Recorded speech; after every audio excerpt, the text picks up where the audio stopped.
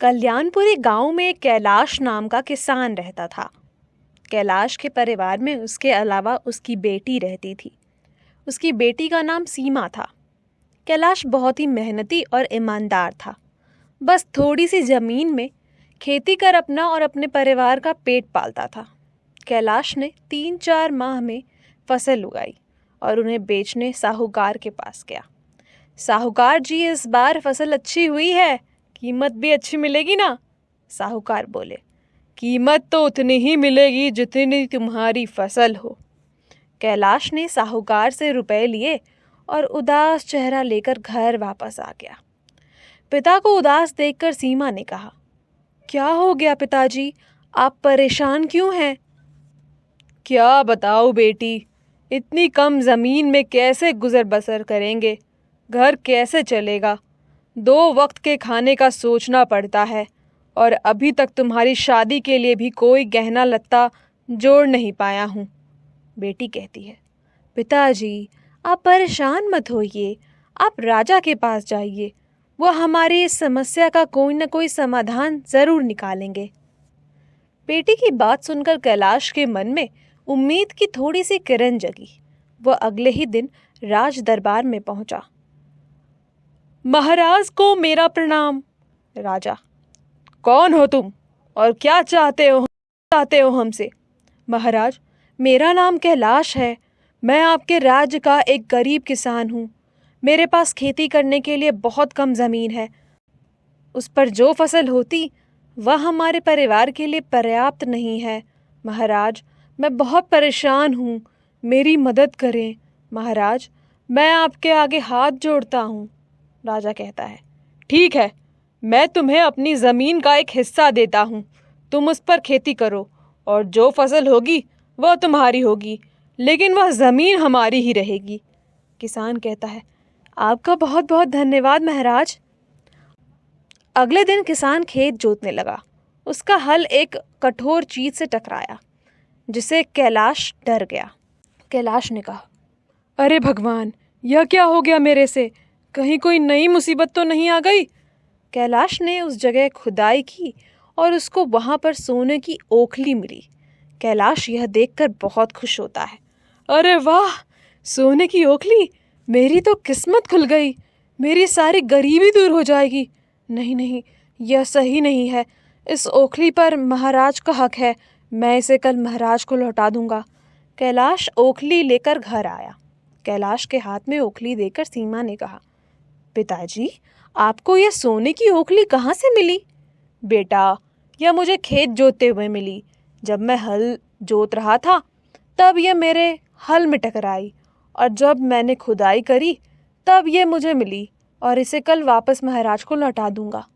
सीमा बहुत समझदार लड़की थी। उसने कुछ समय सोचा और कहा, पिताजी, क्या आपको इसकी मुसल भी मिली है? नहीं बेटी, मुझे तो बस ओखली ही मिली है। पर तुम यह क्यों पूछ रही हो? क्या हुआ? सीमा कहती है, पिताजी, आप महाराज को ओखली मत लौटा आइए। कैलाश कहता है, यह तुम क्या बोल रही हो? यह जमीन महाराज की है, इसमें मिलने वाले ओखली भी महाराज की हुई। सीमा कहती है, पिताजी, आपको सिर्फ ओखली ही मिली है। अगर महाराज मुसल के बारे में पूछेंगे तो आप क्या जवाब दोगे? सीमा को अपने पिता की बहुत फिक्र हो रही थी।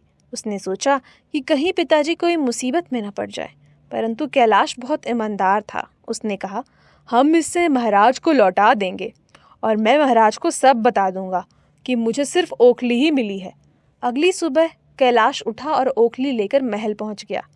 कैलाश, महाराज, कल मुझे खेत में काम करते वक्त ओखली मिली। इस सोने की ओखली पर आपका अधिकार है। मैं आपकी ज़मीन पर खेती कर रहा था, इसलिए मैं इसे आपको सौंपता हूँ। महाराज कहते हैं, तुम बिल्कुल सही कह रहे हो। इस ओखली पर मेरा ही अधिकार है, परंतु इसकी मुसल कहाँ है? कैलाश कहता है, लेकिन महाराज, मुझे सिर्फ ओखली ही मिली है और मैं इसे ही आपके पास लौटाने आ गया। इसकी मुसल मेरे पास नहीं है। महाराज कहते हैं, तुम झूठ बोल रहे हो। अगर तुम इतने ईमानदार होते तो तुमने कल ही क्यों नहीं लौटा दी ओखली? अगर तुमने मुसल नहीं लौटाई तो मैं तुम्हें कारागार में डाल दूंगा। कैलाश कहता है, महाराज, जो चीज़ मेरे पास नहीं है वह मैं आपको कहाँ से ला कर दूँ?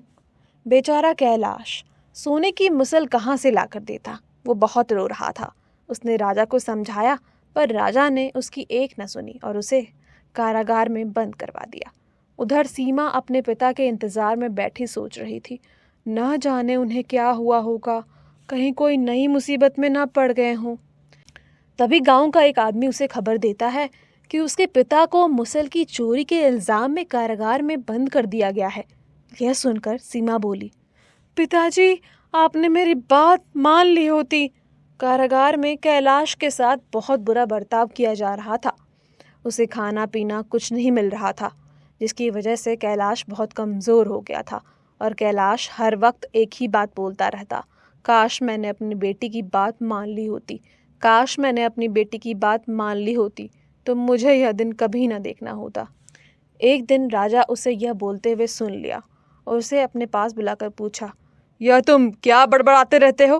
कैलाश कहता है, महाराज, जब मुझे खेत जोतते वक्त ओखली मिली थी, तब मेरी बेटी सीमा ने मुझसे यह बोला था कि मैं इसे आपको ना दूं। उसे लगता था कि अगर मैं आपको सिर्फ ओखली दूंगा तो आप मुझसे मुसल ज़रूर मांगेंगे, लेकिन मैंने सीमा की बात नहीं मानी और मैं आपको ओखली देने आ गया। इस तरह कैलाश ने राजा को पूरी बात बताई और राजा को अपने किए पर पछतावा हुआ। राजा ने कैलाश को तुरंत रिहा कर दिया। कुछ दिनों बाद राजा ने कैलाश की बेटी को महल में बुलाया। सीमा को मुख्य द्वार पर एक सोने की अंगूठी मिली। सीमा ने महल में आते ही राजा को प्रणाम किया और कहा, मुझे यह बाहर द्वार पर मिली है, आप असली मालिक तक पहुंचा दें। यह सुनकर राजा बहुत खुश होता है। इसके बाद सीमा कुछ बोलने की आज्ञा लेती है। महाराज, आपने मेरे पिताजी की बात सुनी और समझी, इसके लिए हम आपके बहुत आभारी हैं।